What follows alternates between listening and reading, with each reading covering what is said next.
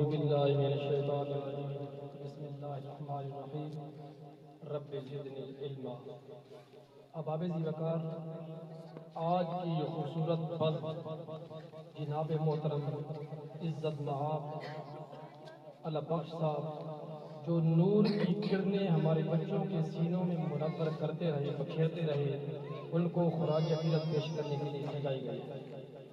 احباب ذی وقار، استاد محترم کی شان مقام کتنی ہے، عزت کتنی ہے۔ امام اعظم ابو حنیفہ رحمۃ اللہ تعالی علیہ فرماتے ہیں کہ میں نے ساری زندگی استاد کے گھر کی طرف پیر بھی نہیں کیا، اور امام اعظم ابو حنیفہ رحمۃ اللہ تعالی علیہ گھوڑے پر سوار ہو کر جا رہے تھے تو راستے میں گلی کے اندر ایک مکان پڑتا تھا، اس مکان کے پاس سے جب گزرتے تھے تو گھوڑے سے اتر جاتے تھے۔ پوچھا گیا آپ گھوڑے سے کیوں اتر جاتے ہیں؟ آپ فرماتے ہیں کہ یہاں پہ میرے استاد رہتے ہیں، اتنا استاد کا احترام کرتے تھے۔ اور حضرت عمر رضی اللہ تعالی عنہ 25 لاکھ مربع کلومیٹر کے فرمانروا، آج پاکستان کا رقبہ کتنا ہے؟ 7,96,000 مربع کلومیٹر، اور حضرت عمر رضی اللہ تعالیٰ عنہ پاکستان سے کئی گنا بڑا 25 لاکھ مربع کلومیٹر کے فرما مربع جس رستے سے آ رہے ہوتے تھے نا، وہ رستہ شیطان بھی چھوڑ دیتا تھا۔ آپ سے پوچھا گیا عمر وہ دل کی خواہش، وہ دل کی آرزو کیا ہے، حسرت کیا ہے؟ فرماتے ہیں کاش میں معلم ہوتا۔ استاد کا اتنا مقام، اتنی عزت، اور امام ربیع فرماتے ہیں کہ میں استاد کا اتنا احترام کرتا ہوں کہ امام شافعی رحمۃ اللہ تعالیٰ علیہ کے سامنے میں مجھے پانی پینے کی جرات بھی نہیں ہے۔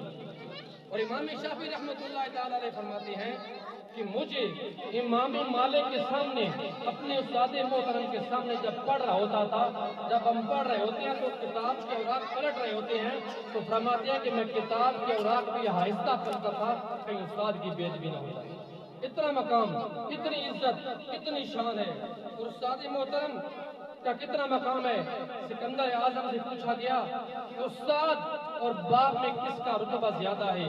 تو سکندر اعظم نے جواب دیا کہ باپ جو ہوتا ہے وہ فنا ہونے والی زندگی دیتا ہے، اور استاد جو ہوتا ہے وہ ہمیشہ رہنے والی زندگی دیتا ہے۔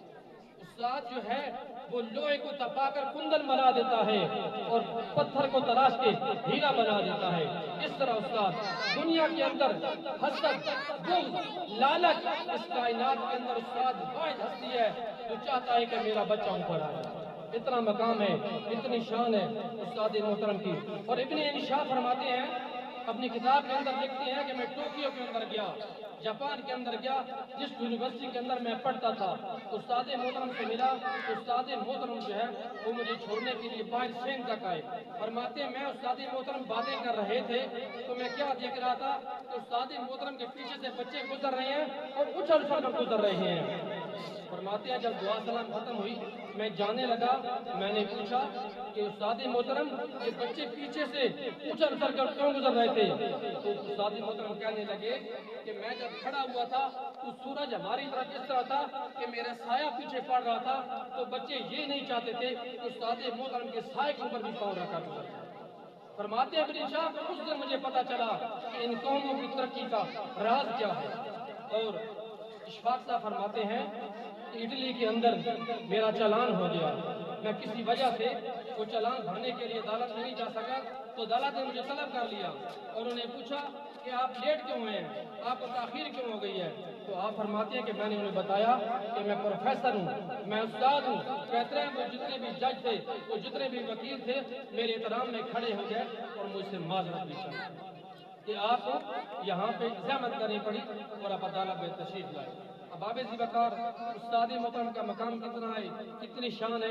ہم جتنے بھی اساتذہ کرام ہیں ان کو خراج تحسین پیش کرتے ہیں، اور خصوصاً ہمارے جو ابتدائی استاد تھے جب یہ سکول بنا تھا، آج مجھے 30 سال ہو گئے میٹرک پاس کی ہوئی ہے، یہ 87 88 کی بات آتی ہے جب سکول بنا تھا۔ خصوصاً خراج تحسین پیش کرتا ہوں استاد شیرلائی صاحب کو، استاد شریف صاحب کو، اور خصوص بالخصوص استاد غلام محمد مرحوم صاحب جو آپ اس دنیا میں نہیں ہیں، رب ذوالجلال ان کی قبر پر کروڑوں رحمت نازل فرمائے۔ اور خصوصاً میں خراج تحسین پیش کرتا ہوں اور دعا گو بھی ہوں ہمارے چچا جان الحاج ابو حسن صاحب رب ذوالجلال ان کی قبر پر کروڑوں رحمت نازل فرمائے، جن کی کوشش ہوئی، جن کی وساطت سے یہ سکول بنا اور آج آپ یہ بہارے دیکھ رہے ہیں کہ سکول کس مقام پہ پہنچ گیا ہے۔ اور خصوصاً جتنے بھی آپ تشریف لائے ان کا شکر گزار بھی ہوں اور مبارکباد پیش کرتا ہوں جتنے بھی سکول کا سٹاف ہے۔ آخر میں ایک نعرہ لگے، نعرہ تکبیر، پاکستان زندہ باد۔